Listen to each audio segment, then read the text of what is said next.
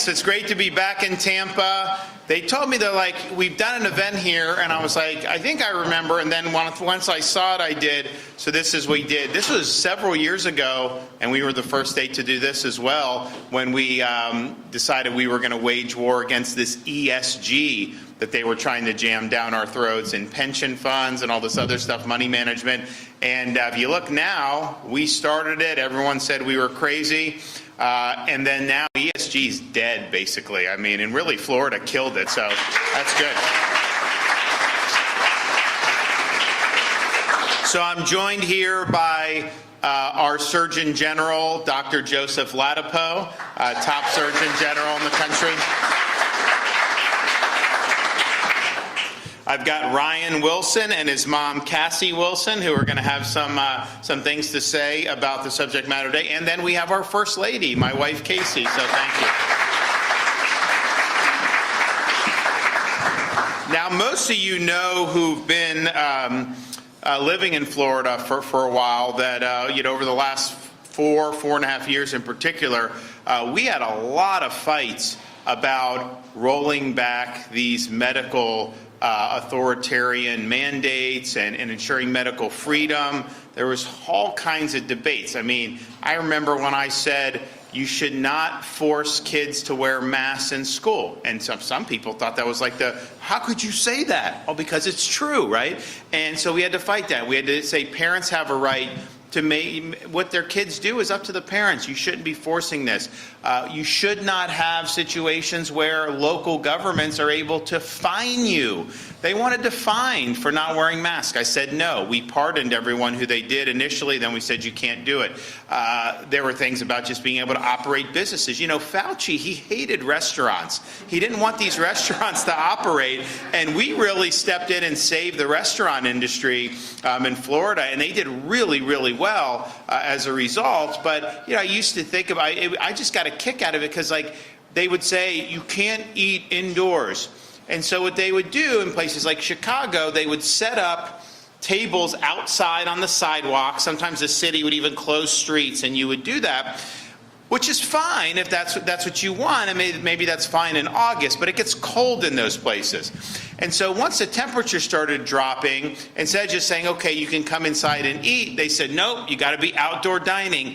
So they would build covers and like these enclosures. So it's literally like this thing, and it's like it's enclosed, but it's outdoors, so somehow that's safe. And I'm just thinking to myself, this is crazy. I mean, what they are doing is crazy. So we were really, I think, a voice of sanity. We made sure that people were able to make their decisions accordingly. We were the first state in the country to ban so-called vaccine passports during the early days of COVID. It was once the mRNA shots were emergency use at the end of 2020. Then we get into 2021, and people like Fauci were urging that you had to show proof of vax to be able to go to restaurants, movie theaters, and to basically be able to participate in public. And we said, hell no, we're not doing that. Now, we got criticized because they said, who are you to tell a private business, what they can do or not do? And the reality is you either have rights to participate in society or not. And are we going to let corporate America do the bidding of Fauci? Which is not necessarily enacted by Congress, but they're basically doing what CDC and these agencies were telling them to do? No, we're going to support your individual right to make these own decisions. So we were able to do that. We also made sure that they could not do COVID shot mandates for the schools.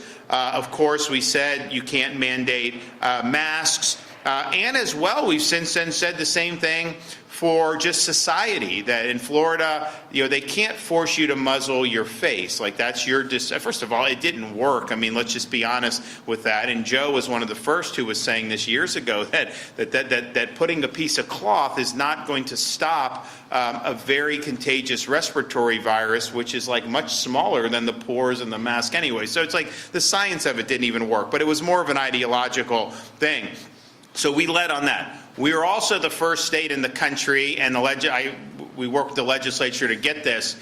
We have banned any imposition of mandates from the World Health Organization in the state of Florida. You know, they want to impose different things, and our view was obviously the state wouldn't back that. But if they're implementing this, if you have a federal administration like we had under Biden that would do it, would locals put it in, or some others put it in? And we just said, no, we're not doing it. You know, they want to do I guess it's like a lockdown treaty with the WHO, and it basically would cede power from states for sure, but even our country to a bunch of unelected bureaucrats, and President Trump has pulled us out of the WHO. It's really a corrupt organization and very much in the pocket of China. But we did this 2 years ago where we said no to the WHO, and so that was really, really good. We also had a situation where, as we got into the fall of 2021, you started to have so remember, Biden, when he came into in January 21, he says, well, will you mandate it? He claims, no, we're not going to mandate it. Well, then, like 6 months later, they started to say mandate. They mandated it in the military and kicked a lot of good people out. And then they said, you have to, if you're OSHA, you have to get it for private sector. And then they did through CMS. They said nurses and doctors had to get it through that. And that was something that we were very much opposed to, because we understood, first of all, how crazy is it that they were saying you needed to get this shot even if you had already had COVID? There's something called natural immunity that they refused to recognize. So it was not based on evidence. And so you had this movement to do it. And then I remember when we had the Delta, so you had the normal, then Delta came. And so I set up all these monoclonal antibody clinics. People could just go and get the monoclonal. Honestly, it cured COVID, essentially. We saved a lot of lives from it, and people are very thankful. But how did Biden react then? They saw how successful it was. They took all our monoclonals away from us. You know, the fall of 2021, they took the monoclonals. I had to do a separate deal with GlaxoSmithKline to get their monoclonals. Then when the feds found out they did an exclusive deal with GlaxoSmithKline, so we couldn't get any more. And then they basically just shut us off from them. So you see, but they were mad about us doing the treatment, because they said, well, if people know there's a treatment, then they're not going to be going to get the mRNA COVID shots that you're doing. So the movement was to have the private sector mandate, have some government agencies mandate this. And, you know, I had a lot of people come up to me. They had a job. They needed to put food on the table. They did not want to do the COVID jab. Most of these people, honestly, had already had COVID anyways, but a lot of them didn't think it was the right thing for them. And so we did a special session of the Florida legislature in the fall of 2021, and we enacted protections for people in the state of Florida so that no one had to choose between a job they needed and a shot they didn't want. And we saved thousands and thousands of jobs and livelihoods as a result of doing that. It really was the right thing to do, and we're glad that we were able to do that. So, and then there's other things we did as well. But what brings us today is, one, the protection against these mRNA shot mandates that we did enact during that legislative session. And I don't know why it happened at the time. It wasn't something that I was pushing, but they put in there a sunset provision. And so in June, the protections that you have against these mRNA mandates, being a Floridian, those protections will expire unless the legislature acts to make them permanent.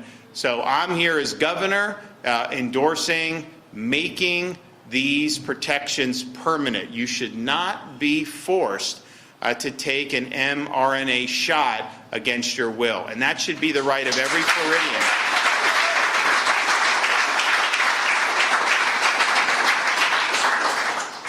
This will also, if the sunset happens, it will also allow schools and higher ed to be able to institute some of these mRNA mandates. Now, most schools by now, people have been upset about it, so a lot of them have not done it. Now, Florida, we said you couldn't do it from the beginning. Most schools were doing it back in 2021. Now fewer are doing it, but you know, you never know with how these folks do. And then, of course, government entities and the businesses, you need protection for that as well. You know, I'd be talking to like these firefighters. these guys have been like on the front lines, and during COVID, they were doing things to help people. Many of them got exposed. That's just part of the job. They did it. They didn't want to take mRNA. And so they were going to lose their job. It was like a big contest, I remember, for some of these. We of course, did the law, which was good. But leading up to that, there was a lot of people that were really concerned about what could happen. And it rattled a lot of folks because it's like, you work hard, you do all this, and then what? They're just going to cast you aside just because you had a disagreement on whether this was the right thing to do for you. And so we're really glad that we did that, but we got to make that permanent. I mean, we cannot allow those protections to evaporate. I don't know what would happen immediately if they evaporated. I don't know what the mindset is in some of these areas, but I think what we saw during COVID is things can hit the fan very quickly and people can lose rationality very quickly. And that's what a lot of this stuff was based on. Some of it was a power trip, some of it was based out of fear, but some of it I just think it wasn't grounded in sound logic and evidence, and that's why we had some of the things that we had. This is just floors me. So California, of course, they were very strict on you have to take the COVID shots if you want to be a nurse. Now, there were a lot of nurses who, they had COVID when COVID first started, before there was even any shots available, right? And so they had natural immunity. They didn't want to do it, particularly some of the younger women. They didn't want to do it. And California said, no, you got to do it. But what ended up happening is they laid those unvaccinated nurses, many of whom had natural immunity, but they laid them off. And then they had a spike in patients, and so they were shorthanded. So did they bring back the unvaccinated nurses, many of whom had natural immunity, put them in there so that they could service patients? No, they refused to do that. What did they do instead? They actually brought in currently infected people to serve who had been vaccinated but still caught COVID, and they're putting them in. Now, that is the most bizarre thing you can possibly do, but it almost became a religion. So we need to make them permanent. I don't know what the future holds, but I know people should be able to control their own destiny with respect to these mRNA shots. So that's the first thing. Second thing is, and Joe's going to talk even more broadly about the role of these mRNA COVID shots with respect to little kids. There is no evidence to support jabbing these babies with COVID mRNA shots. There's no justification that's been offered.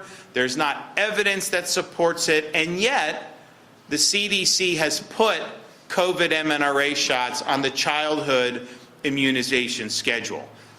We are asking Secretary Kennedy, obviously you're going to have a new CDC director soon. We are saying you must remove the COVID mRNA jab from the childhood immunization schedule. There's not a basis to do it. And I know there's a lot of people who talk about potential side effects and all that, and I think that is a debate that people need to have, and the evidence on that needs to be put. But you don't even have to, on this, you have to get there because they can't show benefit. So why are we saying these babies should be getting this if they can't show benefit? So what it's done is it's further eroded the credibility of the CDC when they add that to the childhood immunization schedule. Now, I do think that they're going to overhaul that. I think it's been a huge mistake for them to do it. And, these parents, they're told you do it, but most parents, certainly in Florida, are not doing mRNA shots for their newborns or for their young kids. I mean, it is a pretty strong minority that are doing it, but it's still being pushed. And when the CDC does it, the way our medical establishment operates, then people just parrot it and they say, you got to do it, you got to do it. I think we've seen over the last 5 years, the emperor really has no clothes. I mean, they're operating in many instances with really a lack of data or even contrary to data, and instead trying to pursue a narrative. Now, I know they're going to clean that up under the Trump administration, but we need to get moving here with this. This is an easy layup to start, and I know Joe we're the only state, are we still the only state that says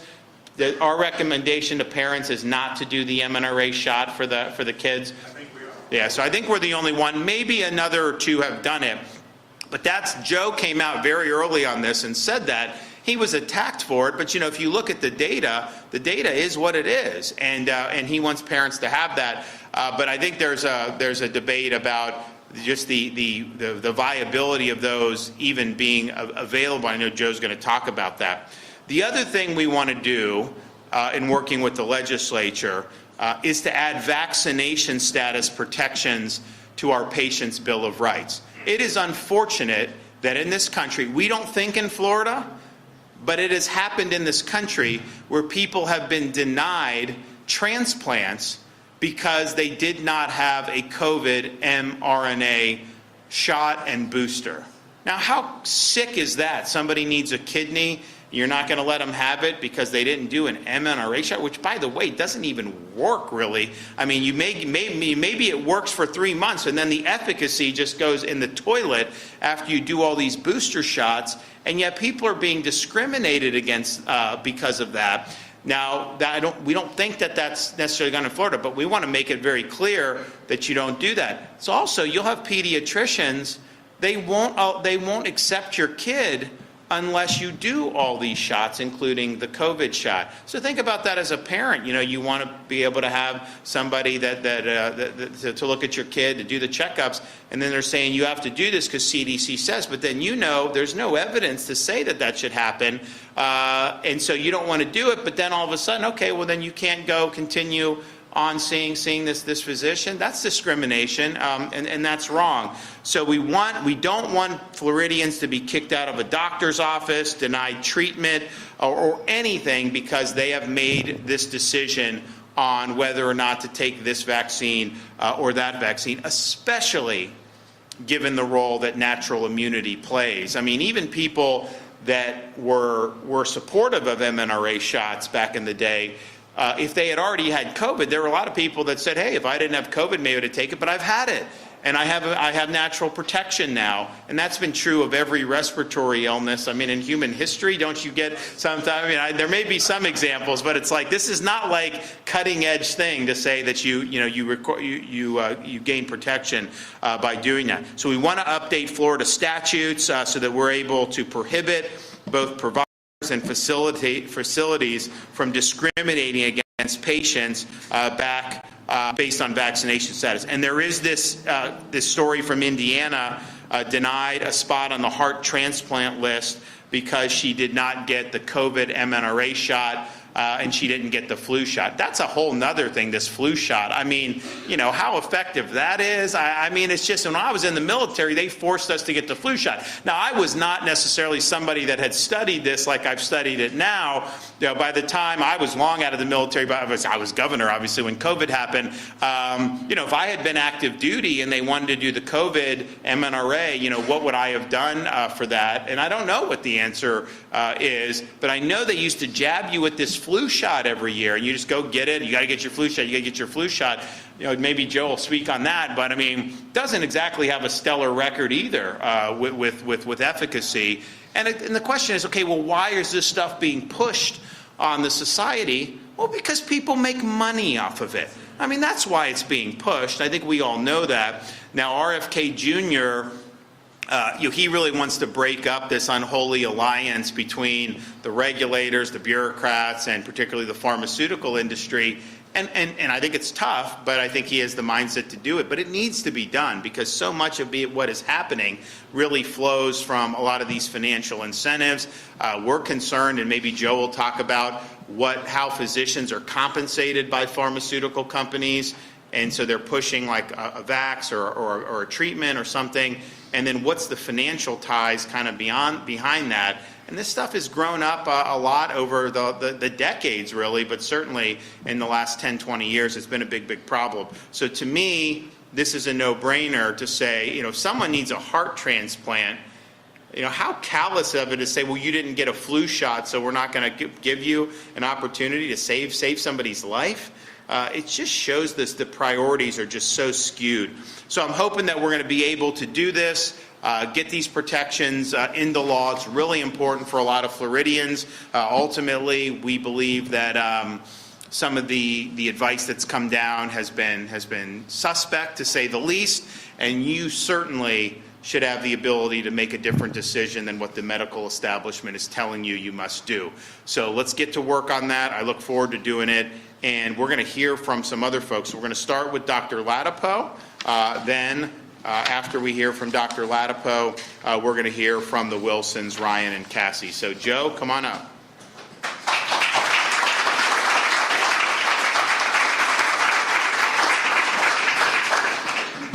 Good afternoon, everyone.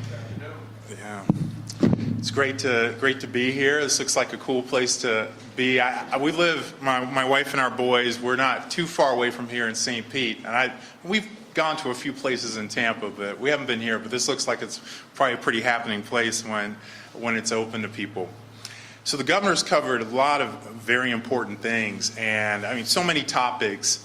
And I was thinking about what I should share, what I wanted to share with you all. I think actually one of the things, the first thing I want to share with you all is just a demonstration of the importance of leadership and the, first embodied by the governor.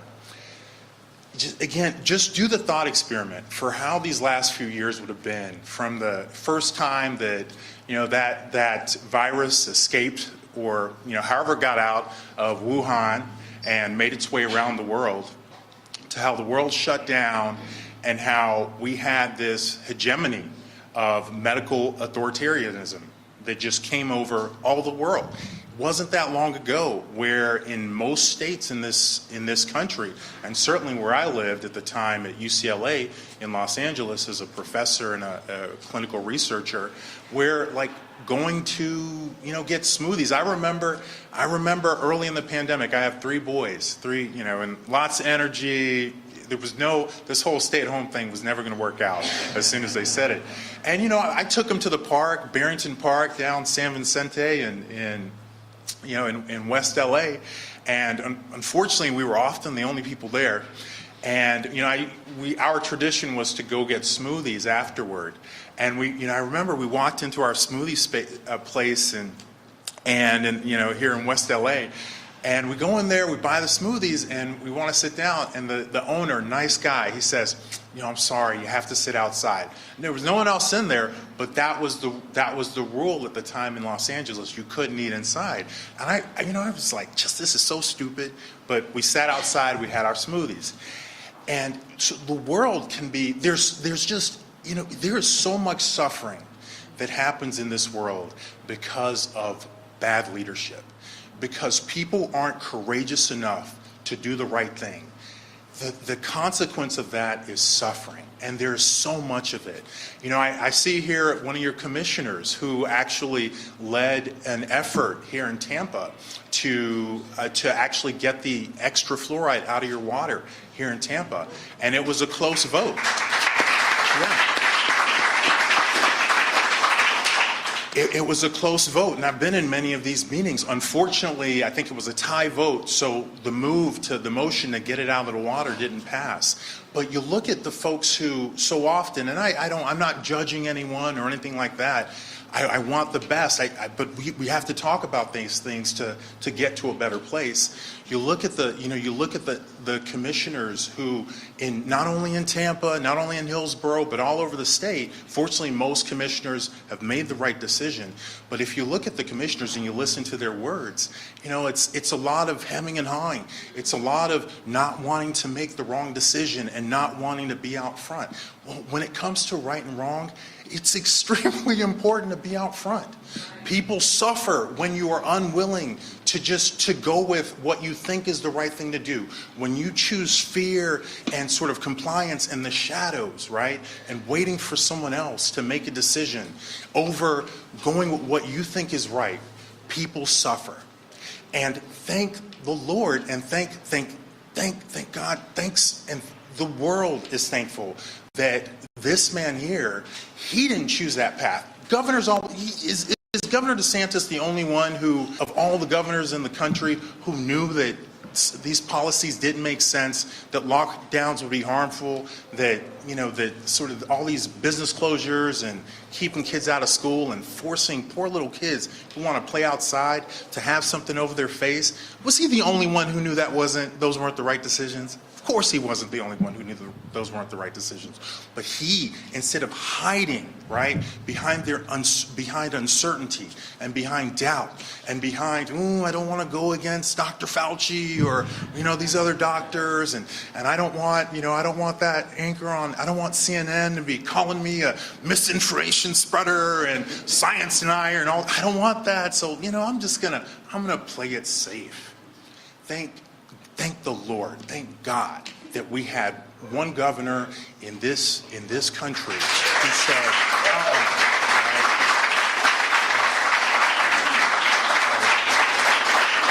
how many jobs were saved? How many kids are going to live better lives because they didn't fall years behind in English and math like kids all over the nation did, right? Their lives are better. Their lives will be better. How many young people who had dreams that were dashed in all these other states, New York, California, Washington, Virginia, where lockdowns were long and they weren't able to pursue what they wanted to do academically, athletically, career-wise, right? Those lives are changed forever because people didn't have the courage to do the right thing.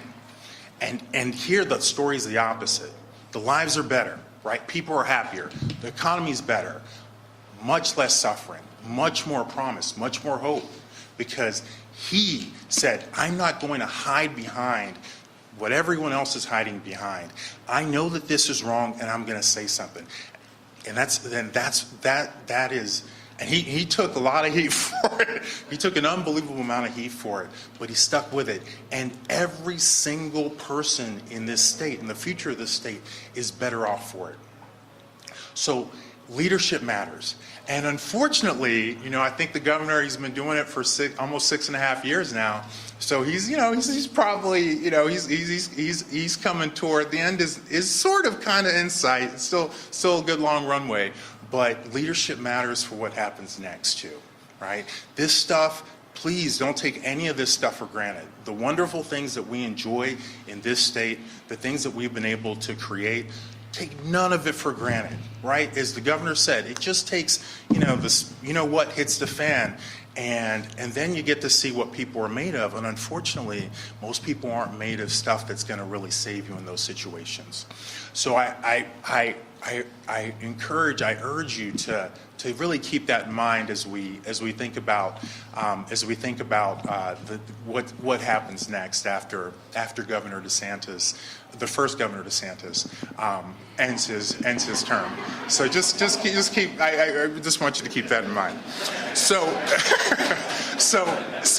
we were talking about. So one of the things that again, just in the same stream of thought with stuff hitting the fan. I mean, I was reading this article. We have these measles cases in Texas. We actually have a case now in Florida, and there may be more of them. And obviously, we wish the best for everyone's health and all that. But I was reading this article written by some physician leaders out in Texas, and these docs are moaning and groaning about how these communities, there's all this misinformation out there. Everyone should be taking the measles vaccine. Like, what's going on? Why is my job so much harder because of all this misinformation? I'm reading this and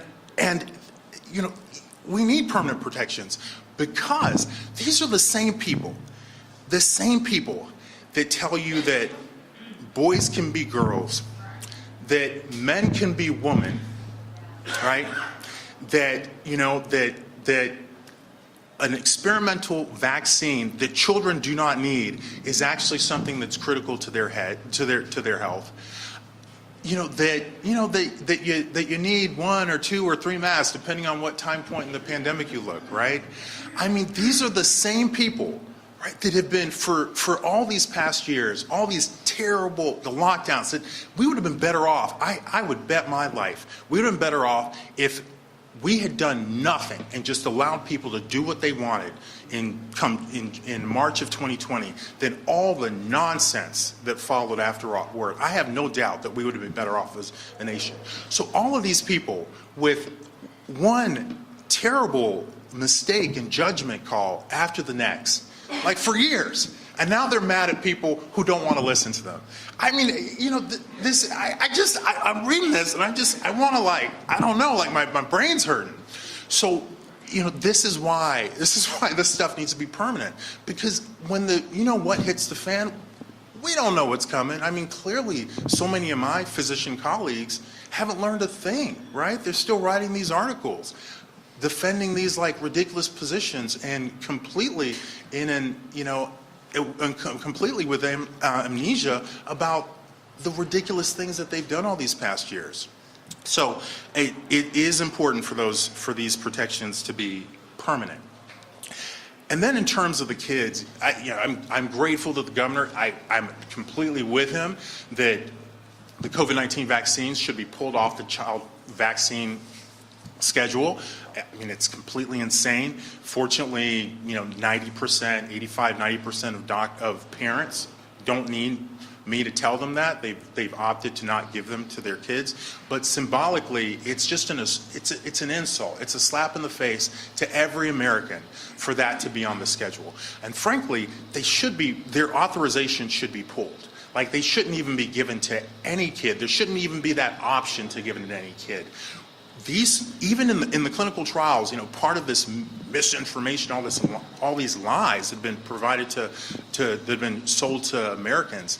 If you look at the clinical trials, right, it's highest quality of evidence because they're randomized. That's the highest quality of evidence that we have. How many times did Dr. Fauci mention to you that if you looked at Pfizer and Moderna clinical trials of the COVID-19 vaccines, that the kids in the placebo groups who didn't get the COVID-19 vaccines were 3 times less likely to get bronchitis and pneumonia? So in other words, did they get less COVID? Yeah, sure, for the short time period of the trial. By the way, none of them got sick in these clinical trials, whether they got COVID or not. But the other thing that happened is that the kids that received the COVID-19 vaccines got more pneumonia and bronchitis, 3 times higher the rate. That's very disturbing, right? It's one more bad thing about these COVID-19 vaccines and the reason they shouldn't be used for anyone. They really shouldn't be used for anyone. So my hope is that Secretary Kennedy actually works with his colleagues at the FDA to pull the authorization for the childhood COVID-19 vaccines. It should not. It is harming kids to give it to them, and it shouldn't happen. Finally, I want to say that in terms of the Patient Bill of Rights, I'm extremely happy about this. I know there are going to be moms and dads across the state that are happy about this. I will tell you, all of these pediatric practices that say, you know what, if you don't follow my vaccine schedule, don't bother calling. We don't want to see your kid. We don't want to talk about it. We don't want to have a conversation. So let me tell you, right, that as a physician, one of the things that is central, right, it's one of the things you learn to the practice of medicine is something called informed consent, okay? And it's a fundamental tenet of ethical practice of medicine. And, we can look back at some of the horrible things that happened during World War II, for example, and these concentration camps and some of the horrific things that physicians did to poor Jewish people and other people in those concentration camps to see that medicine and healthcare has needed help in the past. So with informed consent, I cannot obtain your informed consent. You cannot give me your informed consent if I coerce you, right? If someone holds a gun to your head and tells you that, talks to you about a medication, whatever that medication is that they want you to take, you can't provide informed consent, right? There's a tremendous amount of coercion in that interaction, okay?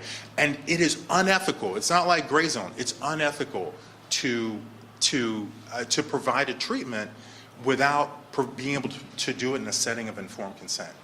So what these pediatricians are doing, and other types of physicians, but particularly the pediatricians, what they're doing when they have these policies, then they tell parents that if you do not take these vaccines that that are on the CD's schedule, I will not see you or your kid in my office. They have created a dynamic where it is impossible to obtain informed consent. It is impossible to practice ethical medicine because they are using coercion. It is unethical. I am super happy about this patient bill of rights. Every Floridian deserves it. That use of coercion, whether it's vaccines or whatever the hell, pardon me, or organ transplants, whatever it is, it has to stop. It is completely unethical.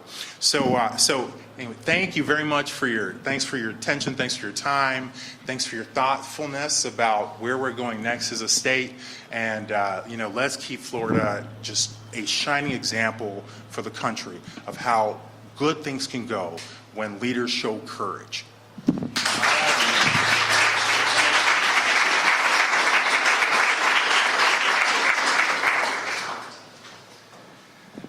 Hello, everyone. My name is Ryan Wilson, and I'm just going to tell you my story. Ever since I was little, I wanted to play football at the highest level possible, and then luckily I was blessed enough to get the opportunity to play at D1 FCS Presbyterian College, and before I even got there, the COVID vaccine was pushed against me. It wasn't required, but it was highly recommended. If I wasn't going to get it, I would have to wake up at 5 o'clock in the morning, 2 times a week, to get tested for it. If I come positive with it, then I have to get quarantined for 14 days. Not even if I can't test positive or test negative afterwards, I would still have to be in there for 14 days. So I was like, okay, I'm 17. I'll take the vaccine. Nothing should be worried about it. I took my first dose in June. July was my second dose. By September, I was in my room, wasn't able to move. Muscles felt like they were deteriorating. Even though eventually it became that was the truth.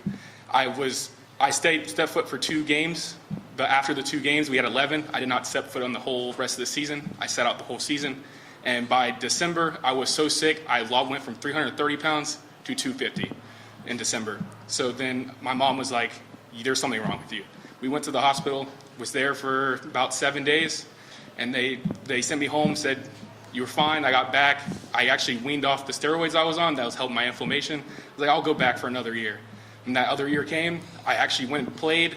I wouldn't say normal. I was taking medication. I was taking about 15 pills a day every morning, more at night. And it was just really hard. I actually ended up playing and actually starting 3 of the games that season.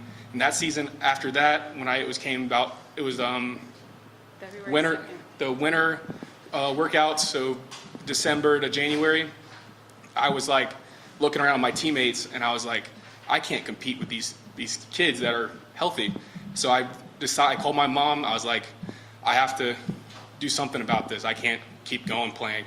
And so I decided to hang them up, and then that's when it even went down more hill because I stopped playing, stopped trying to take as much pain relievers I was on, and that's when I ended up just getting worse. I actually couldn't even dress myself at one point for at least 2 or 3 months.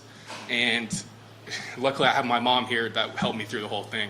And then I think it was in September, this clinical trial came.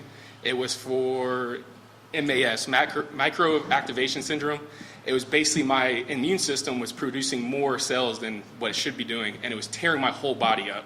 So I went in there. I was lucky enough to get the numbers for the trial, and ever since then it's been a year now. I've been in remission. December 11th, I was a year with no sickness, nothing. So I'm lucky enough to get done with that. It's just been a grace, blessed to God. All the people, I had to go to Gainesville Shands. It's the only place around here that would do it, and it's just been a blessed opportunity to do it. And ever since, when I went in there, it took about 5 days after they got the trial, got the medications in me. I have 3 different types of infusions. Actually, this morning, I did one of my infusions this morning before I came here just to be my top shape for you guys.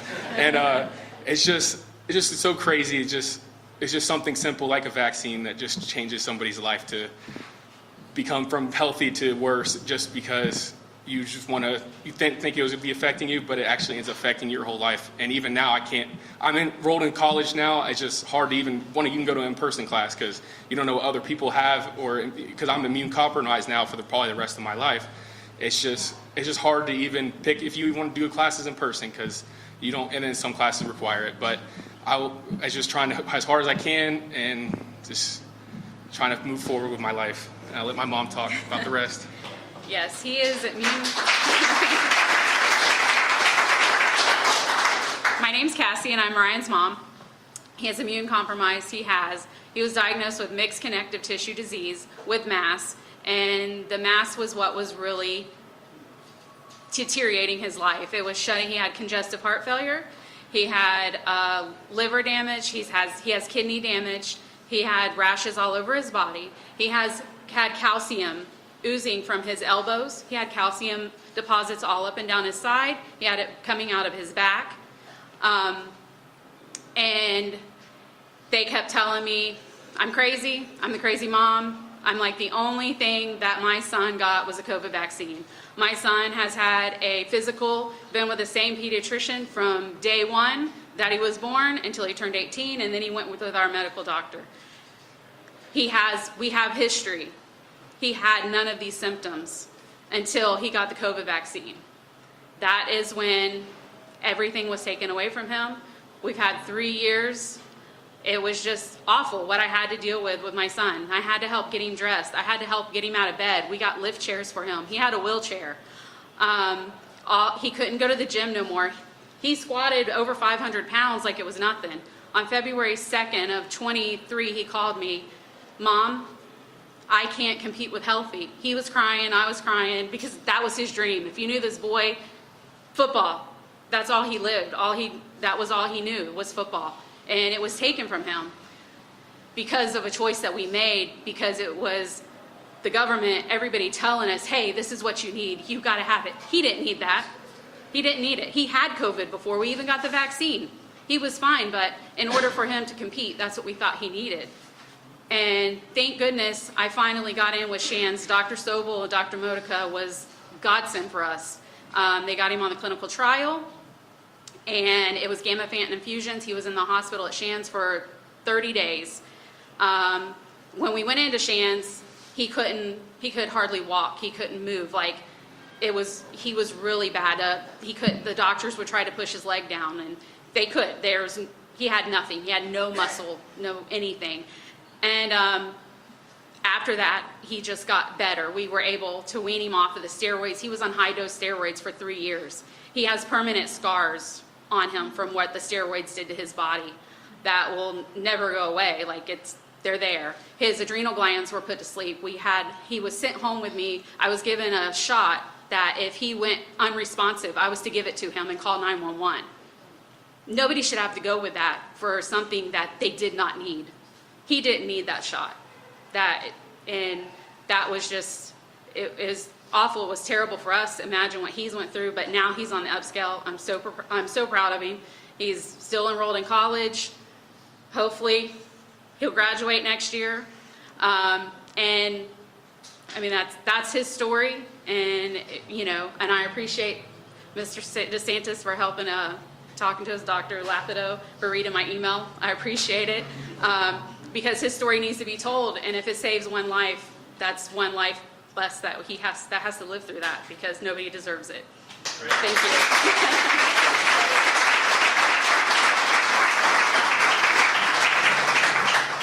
you. With Ryan and Cassie, as a mom, I mean, there's nothing worse than having to feel like you have to go through something like that, especially when you said your boy did not need that, but you felt compelled to do what you thought was right at the time, given the guidance, and you guys have been through hell. But your resilience, I think, is a model to so many people, and you coming out and advocating and stay strong, I think is really something very powerful in this state and frankly for the country. So what you're doing is awesome. The Surgeon General said it a second ago, but I really do. I just have to say how much I greatly appreciate the governor and the Surgeon General for standing up and having an immense amount of courage during that COVID authoritarianism, because I remember the likes of Dr. Fauci. And by the way, I always thought about this. This is July 2020, right? And this is the midst of the pandemic.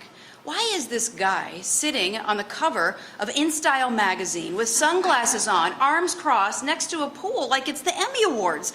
I mean, and these guys are here fighting for your rights. And I was thinking about, Dr. Fauci and some of these other bureaucrats who were unelected. They were trying to impose their unconstitutional and unscientific will upon the people from on high in their ivory towers. It was through fear in the bully pulpit that they, at that time, were forcing these states to lock down.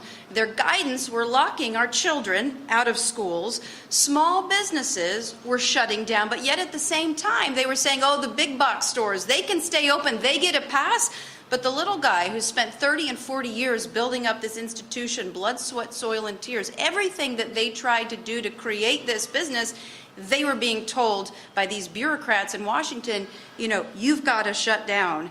They advocated for these ridiculous mask mandates, smothering 4-year-olds. You remember that video? Did you ever see? His name was Mason. I remembered it as clear as day because we have a son, Mason, and he's getting ready to go to kindergarten. And they are doing everything in their power. And this boy is screaming his head off because he doesn't want the mask on his face. And they are trying to smother him with this mask that was an ineffective, inefficient piece of cloth. And then, of course, they bullied Americans into taking an experimental COVID mRNA shot contingent upon them keeping their job or even being able to engage in society. That was wrong. Florida stood in their way, and the governor was right.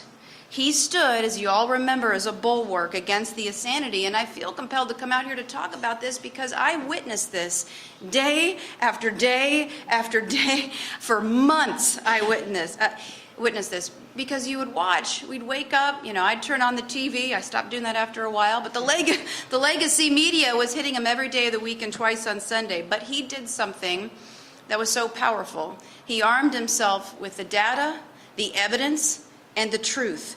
And he went out and he fought on behalf of us every day. And he stood up for our God-given constitutional rights to life, liberty, and happiness.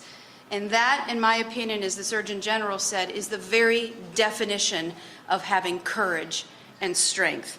And because of his leadership, I think and I know that he helped change the trajectory of this country, and he saved this state from irreparable harm. And that really brings us to today, right? So I don't come here today just as the First Lady of the state of Florida. I come here today as a mama of an 8, 6, and a 4-year-old. And it is absolutely ridiculous and unconscionable that at this point, with what we know about the mRNA COVID vaccine, and frankly what we don't know about the COVID mRNA vaccine, that the CDC would still put this on this shot still on their recommended vaccine list for our children. And I think that that is an utter disgrace, and I think that they need to take that down. This should be evidence-based, not agenda-driven. The CDC loses further credibility when their recommendations are not justified by all of the available evidence that we're seeing.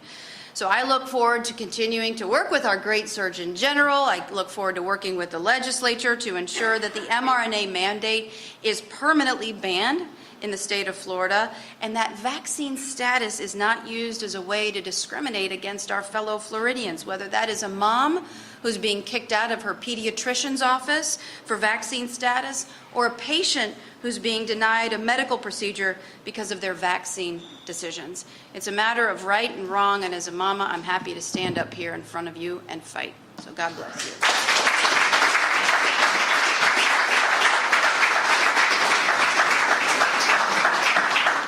Well, I can tell you, when we're doing things, when we're leading on different issues, and you take a stand and then you deliver a product. In this case, when we said you can't force the mRNA shots back in 2021, you believe in what you're doing, of course, but then you get feedback continually. And on this issue, I have people come up to me to this day saying, if you had not done what you did, I would have lost my job.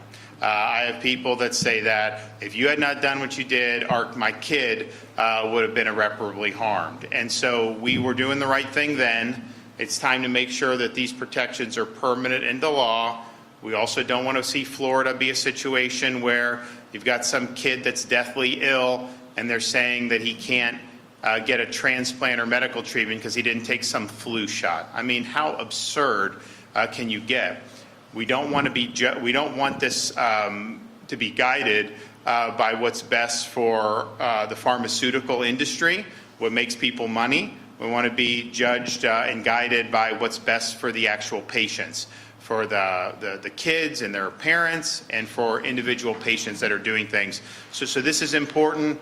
We need to act. We did the right thing in 2021. We need to make that permanent. We need to expand those protections. And I look forward to being able to work with this new CDC under new leadership, working with RFK Jr. to bring the rationality back, return to evidence-based medicine, and make sure that carries the day. And I know Florida has been a leader in that already.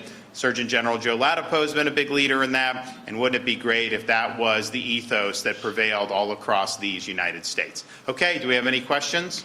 Governor, the Surgeon General mentioned that there may be more measles cases. If so, how many and where? And also, what can the state or what action can the state do about any of these cases? Joe is the man to answer that for you. Yes, let me just pull out my crystal ball here. No, I don't know how many more cases there are going to be. I say that because measles is extremely contagious. I mean, it's probably one of the most contagious viruses in existence. So, we have there's one confirmed case in South Florida. There may be others. And in terms of what we do, we've already had some communications with the school that the young girl attends, and we've provided information about options that parents have. One of those that's very important is just communicating that their preferences and choices for their healthy kids are going to be respected. So, a year ago we had some cases of measles down in, I think, Brevard County, and many people were, had kind of a cerebral event when we said that if a kid is healthy, whether that kid is vaccinated or not, as long as the kid's healthy, the kid can go to school. It's up to the parents. And we're saying the same thing now. We also have measles vaccines available in that part of the state for any parents who want them. So that option is there also. And we provide some education there. So there may be more cases, and we'll continue providing education and resources. I also want to say that vitamin A, as I know my friend Robert F. Kennedy Jr. has been taking some heat for making a recommendation around vitamin A, but that's completely a good idea for anyone who is severely ill from measles. It's a great idea. You take it as recommended. You can do it with your physician. You don't take it for like weeks and weeks, but 2 days of vitamin A, which is the recommendation, there's some evidence for it. There's really no downside to doing that. So that's absolutely a good idea for anyone who's more sick from measles. And Governor, how soon will the Florida DOGE task force audit local governments, especially after a Hillsborough commissioner failed to get other commissioners on board? You tried? None of them wanted to do it? None of them wanted to do it? Two more wanted to do it. Oh, so you had three? At 3 of 7? 3 of 7. Okay, well that's not bad. That's not bad. I mean, Hillsborough's come a long way from where you guys were 5 or 6 years ago on that. So we are going to, in fact, I was just working on having kind of the leadership team at the state level that are going to be our DOGE team. So that's going to be, that'll happen soon. We are talking with vendors because remember I said the key for our state agencies, we've already been doing this for our contracts and things like that. So when they find these DEI stuff at Elon's finding, we've been scrutinizing this stuff anyways, and that's just as a matter of course. And sometimes we've had to, if you have to cancel, you have to cancel. We also have the lowest number of state employees per capita in the entire country amongst all 50 states. And so if you look at the federal government, obviously it's a lot of largesse. We run a very tight ship at the state level in Florida. Our budget, even though we have millions of more people than New York State, is less than half of New York State's budget. So we're doing well. But we want to do this for ourselves just because you want to do 100%, right? You got to do as good as you can. But Florida is kind of the model. The feds have been terrible, so they need it way more than we do. But we did think what Elon is doing, using artificial intelligence and some of the tech stuff, let's bring that into our reviews of the state agencies. So we're going to do that. We're also going to do the doging of our universities, because I think that there's largesse, right? Just since I've been governor, I think their budgets have almost doubled. There's been a huge increase. And I got sticker shock when I saw that. I'm like, I approved all that? I was like, all right. And look, they're doing good. We have 3 in the top 50 for public, 4 in the top 50, including USF here in Tampa. And we're proud of that. But at the same time, we really want to do. So those are really the two that we have the most control over. Now, on the doging of local governments, I have some authority to go in and get some information.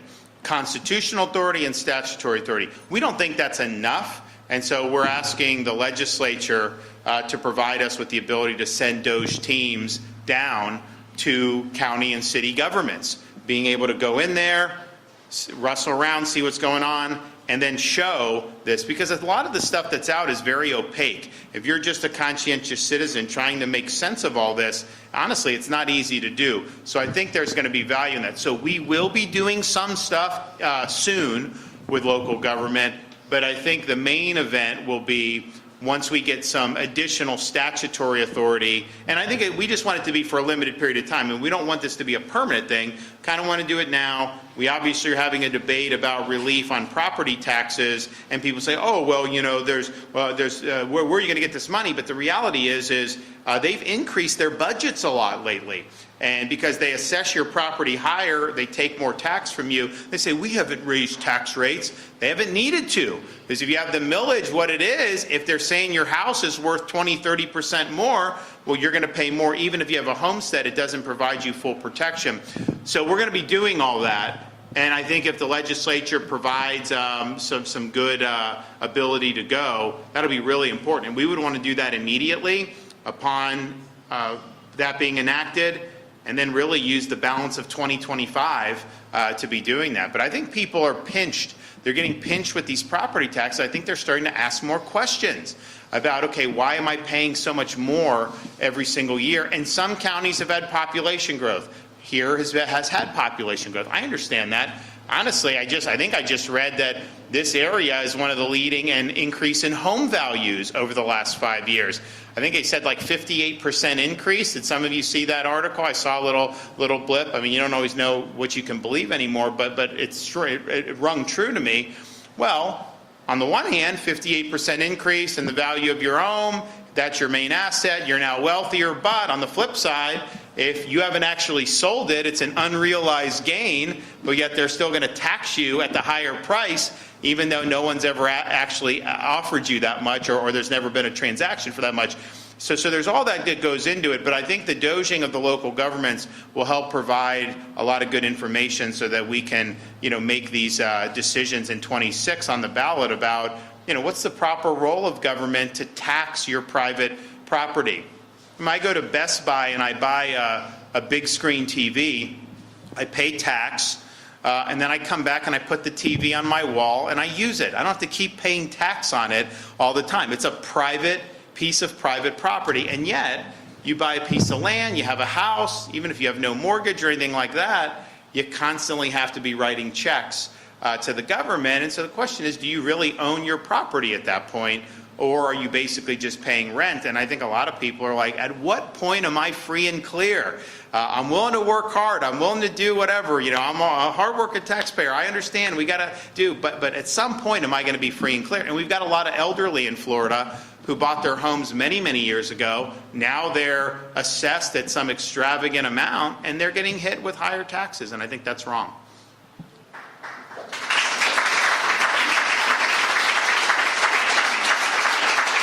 All right, well, this is important, this issue today, so I would just ask everybody that's here and everyone that's watching, I think there's a lot of support in the legislature for this, but contact your state legislators, your state senators, let them know that We've got to eliminate the sunset provision. We have to provide permanent protection against these mandates, and we need to update the Patient's Bill of Rights to have the non-discrimination so that they can't kick you out of your doctor's office because of vaccination status. Thanks, everybody.